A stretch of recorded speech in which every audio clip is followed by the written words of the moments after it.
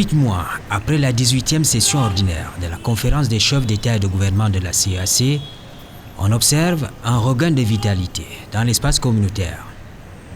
La période de sous-revue à la 19e session a été marquée par le passage des témoins entre deux présidences en exercice, la gabonaise et la congolaise.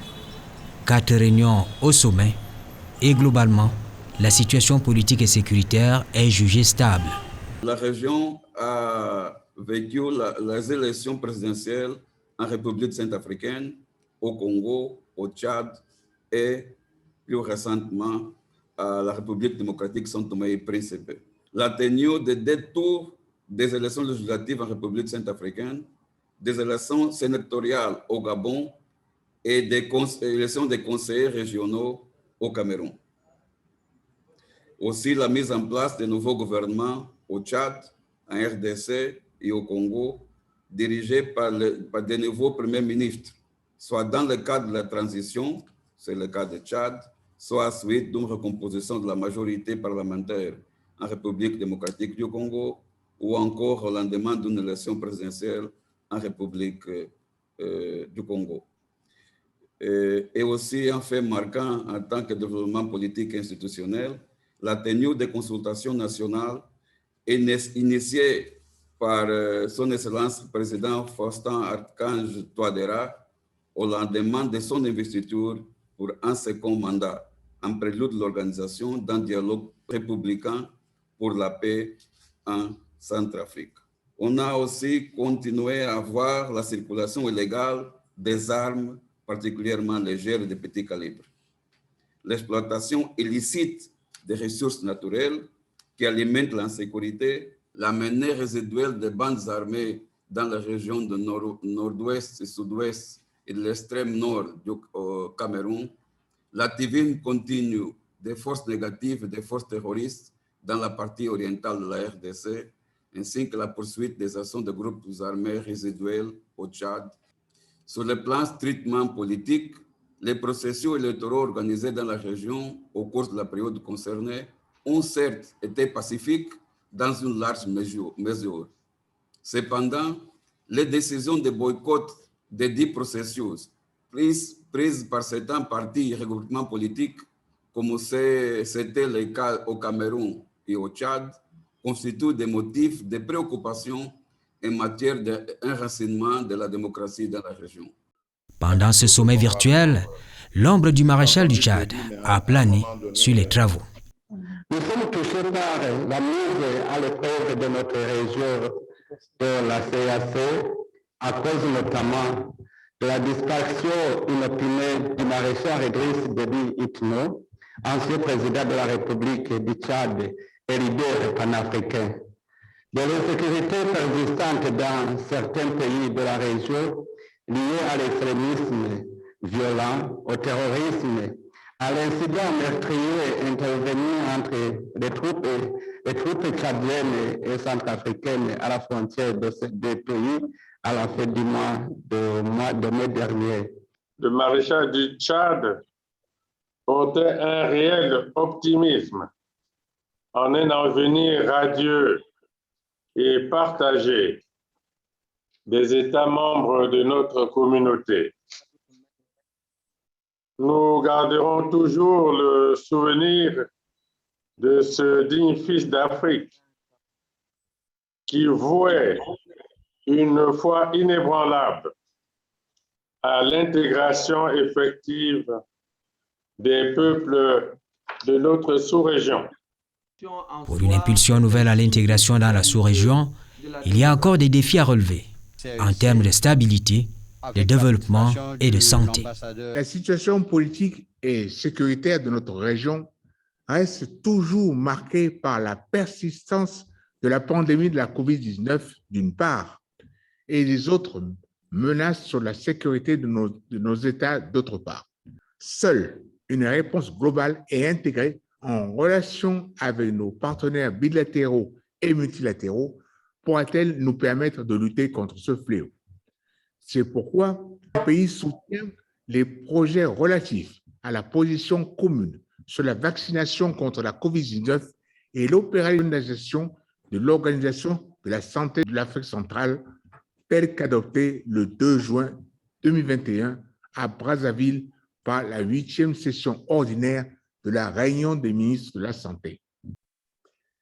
Mesdames, Messieurs, permettez-moi de commencer par remercier notre président, le président Denis Sassou Nguesso, pour son leadership qui a permis l'organisation et également son engagement pour l'intégration régionale.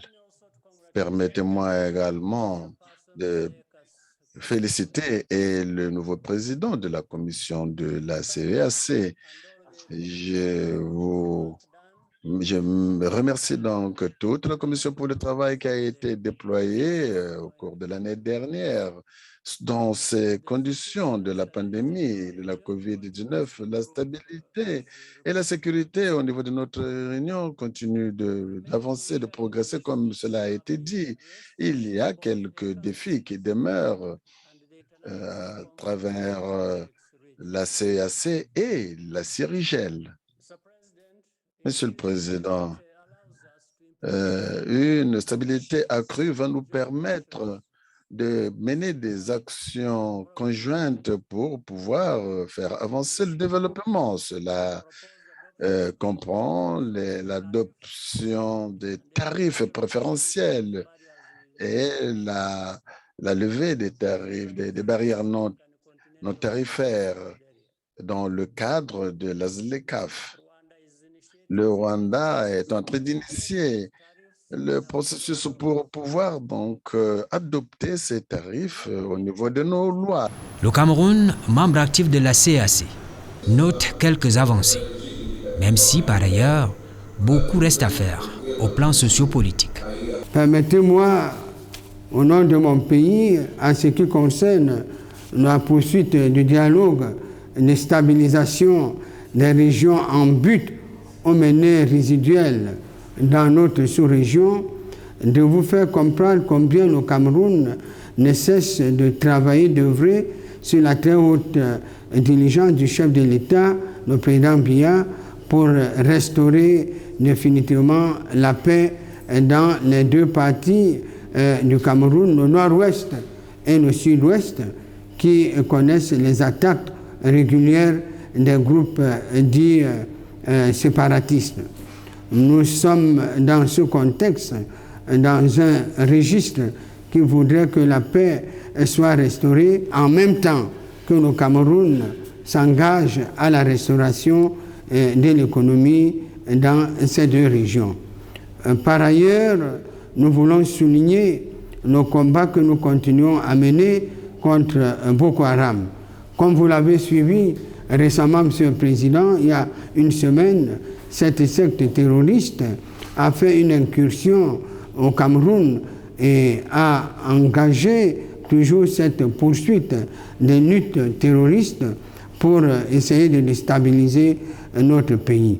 Le gouvernement du Cameroun a pris toutes les mesures nécessaires pour la riposte et pour continuer à maintenir la paix et la sécurité dans cette région septentrionale de notre pays qui fait frontière avec nos pays frères du Nigeria, d'où viennent souvent les attaques de Boko Haram. Au final, des instructions ont été données. Elles portent, entre autres, sur la mise en place d'un fonds de compensation, de coopération et de développement.